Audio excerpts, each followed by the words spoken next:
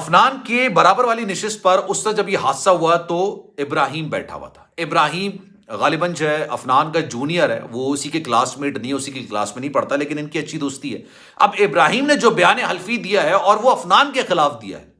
अफनान के खिलाफ उसने जो पेंडोरा बॉक्स खोला है, उसके अंदर जो उसने फिंगर टिप्स पर बातें बताई हैं, ये सारा केस अब अफनान के गले में आता हुआ नजर आ रहा है। उसने ये बोला है कि अफनान को तेज रफ्तार गाड़ी चलाने का बड़ा शौक है, तेज रफ्तारी के साथ, और वो यूजुअली ये काम करता है। हफ्ते में 2-3 दफा वो गाड़ी लेके निकलता है, जैसी उसकी गाड़ी मिलती है तो वो गाड़ी लेके निकलता है। ड्रिफ्टिंग करने का शौक है 14 साल के बच्चे को, जिसको गाड़ी चलाने की इजाजत नहीं होनी चाहिए, जिसको ड्राइविंग सीट पर बैठने की इजाजत नहीं होनी चाहिए, वो ड्रिफ्टिंग कर रहा है रोडों पर, गाड़ी के करतब दिखा रहा है। और उस दिन हादसे से पहले जो वाकया हुआ था, अफनान के वालिद साहब कह रहे हैं कि भाई इस वाकये का ऐनी शाहिद कौन है जो इस बात की गवाही दे रहा है। तो अब गवाही देने वाला भी सामने आ गया। इब्राहिम ने उस वाकये के बारे में बताया कि जनाब जब ये सारा मामला हो रहा था अफनान और हसनैन।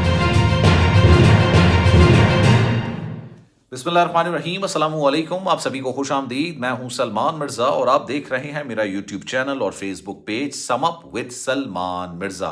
बहुत शुक्रिया जनाब, ये वीडियो देखने के लिए आप सभी ने वक्त निकाला है। वीडियो के आगाज़ में तहे दिल से आप सभी का मैं शुक्रिया अदा करता हूँ, लेकिन दुआ है मेरी कि आप जहाँ हों खैर व आफियत से हों, सेहतमंद हों और तंदुरुस्त हों।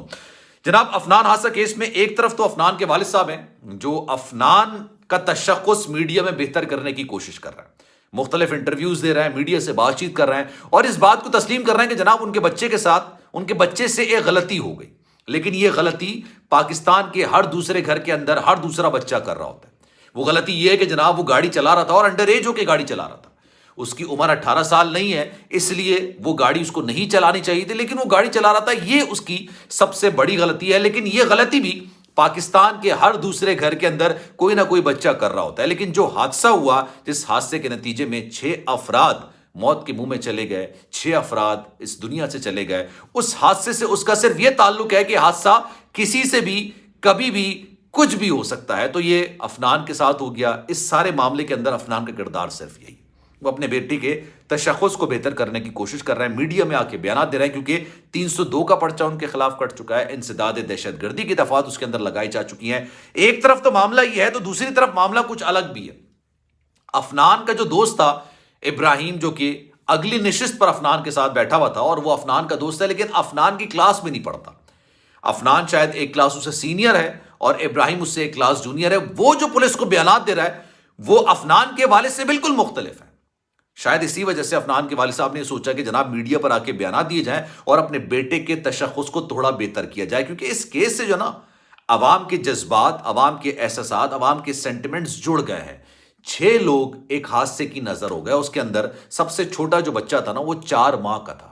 4 माह का बच्चा एक हादसे की नजर हो गया। एक ही घर से 6 लाशें उठी हैं, एक ही घर से 6 जनाजे उठे हैं, और उसके बाद फिर जिस तरह की सियासत इस सारे मामले के अंदर की जा रही है, तो शायद अफनान के वालिद साहब ने सोचा कि मीडिया पर आके उनको बयान देने चाहिए। कल मैंने उनका एक इंटरव्यू देखा, बड़ा फ्रेंडली किस्म का, बड़ा मोहब्बत वाला, बड़ा प्यार वाला, कोई उनसे सख्त सवाल नहीं किया गया, कोई उनसे क्रॉस टॉक नहीं किया गया, बड़ा एक मोहब्बत वाला उनका इंटरव्यू था। लेकिन आज जो मैं वीडियो बना रहा हूं, मैं इस हवाले से नहीं बना रहा। आज मैं आपको ये बताता हूं कि इब्राहिम ने जो जो इंकिशाफात अफनान के हवाले से किए हैं, अफनान के वालिद साहब चाहते हुए भी उसको काउंटर नहीं कर सकते, उसको मीडिया में उस सारी बुरी आदतों को बेहतर आदतों में तब्दील नहीं कर सकते। इब्राहिम ने जो पुलिस को बयान दिया ना, उसने अफनान के खिलाफ एक ऐसा पेंडोरा बॉक्स खोल दिया है कि सिर्फ ये केस नहीं, उसके खिलाफ मजीद केसेस दर्ज होने जा रहे हैं। लेकिन ये मामला है क्या, आज मैं आपको पूरी डिटेल में बताऊंगा। लेकिन आगे बढ़ने से पहले आपसे गुजारिश है, अगर आपने मेरा चैनल सब्सक्राइब नहीं किया, सलमान मिर्ज़ा ऑफिशियल, मेरे यूट्यूब चैनल को सब्सक्राइब जरूर करें, बेल आइकन जरूर दबाएं। कोई बात अगर आप कहना चाहते हैं तो इंस्टाग्राम पर आप मुझसे रब्ता कर सकते हैं, क्योंकि मैं अपने हर सब्सक्राइबर से, फॉलोअर से, चाहे वो मुख्तलिफ फोरम्स पर, टिकटॉक पर, इंस्टाग्राम पर, फेसबुक पर या फिर यूट्यूब पर, जो भी मुझे देखता है, मुझे इज्जत के अंदाज में, तहजीब के लहजे के अंदर अगर कोई सवाल करता है तो मैं उसके सवाल का जवाब ज़रूर देता हूँ। अच्छा जनाब, हुआ ये कि इब्राहिम को पुलिस ने जब गिरफ्तार किया तो इब्राहिम ने अफनान के खिलाफ पूरा पेंडोरा बॉक्स खोल दिया। उसने बताया कि जनाब अफनान के साथ अक्सर वो गाड़ियों में बैठ के निकलते थे, उसके अंदर तेज म्यूजिक चल रहा होता था, सिगरेट पीने के शौकीन है, सिगरेट भी पी रहे होते थे। और जिस दिन ये वाकया हुआ उस दिन अफनान का एक झगड़ा हुआ था।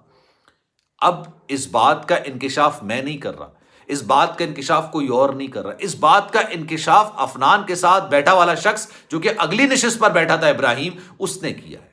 اس نے بولا ہے کہ جناب عفنان کا ایک جھگڑا بھی ہوا تھا اور اس جھگڑے کے اندر معاملات کافی زیادہ ہیٹ اپ ہو گئے تھے، کافی زیادہ تیز ہو گئے تھے، کافی زیادہ گرم ہو گئے تھے، لیکن پھر وہ معاملہ ایک طرف ہوا، سائڈ پر ہوا۔ ابراہیم نے یہ بولا کہ عفنان کو گاڑیوں چلانے کا بڑا شوق ہے، وہ تیز اسپیڈ پر گاڑی چلاتا ہے، ڈرفٹنگ کرنے کا اس کا بڑا شوق ہے، گاڑیوں کے کرتب دکھانے کا بڑا شوق ہے، اور اس دن بھی وہ گاڑی 170 سے 180 کی اسپیڈ پر چلا رہا تھا۔ عفنان کے والد صاحب یہ کہہ رہے ہیں کہ جناب speed is not a meter, speed meter نہیں کرتی ہے، اور وہ اس لیے نہیں کرتی ہے کیونکہ جناب جو ریزلٹ ہے وہ تو 6 لوگوں کی اموات کا ہے نا، چاہے 50 لوگ اس میں 50 کی اسپیڈ پر گاڑی چل رہی ہو یا 170 کی اسپیڈ پر گاڑی چل رہی ہو، ریزلٹ تو 6 لوگوں کی اموات سے نکلا ہے نا۔ اب آپ یہ کیسے جسٹیفائی کریں گے یا کیسے اس کو اندازہ لگائیں گے کہ جناب 170 کی اسپیڈ پر گاڑی چلا رہا تھا شخص؟ میرا سوال ایک بنیادی ہے کہ 170 کی اسپیڈ پر ایک گاڑی چل رہی ہے، اس نے ایک گاڑی کو ہٹ کیا، وہ گاڑی کے اندر جتنے لوگ تھے وہ موقع پر ہی موت کے منہ میں چلے گئے، لیکن جو دوسری گاڑی کے اندر 4 دوست بیٹھے تھے ان کو خراشیں زیادہ نہیں آئی، ان کو کوئی ایسی چوٹ نہیں آئی، ان کو ایسی انجری نہیں آئی جس کا ہاسپٹل کے اندر ان کا علاج چل رہا ہو۔ اللہ ان چاروں کو سلامت رکھے، عفنان سمیت ان کے دوستوں کو سلامت رکھے۔ میں کسی کے لیے کوئی غلط لفظ استعمال نہیں کرتا، کسی کو بددعا نہیں دیتا، وہ چاروں گاڑی کے اندر بیٹھے تھے۔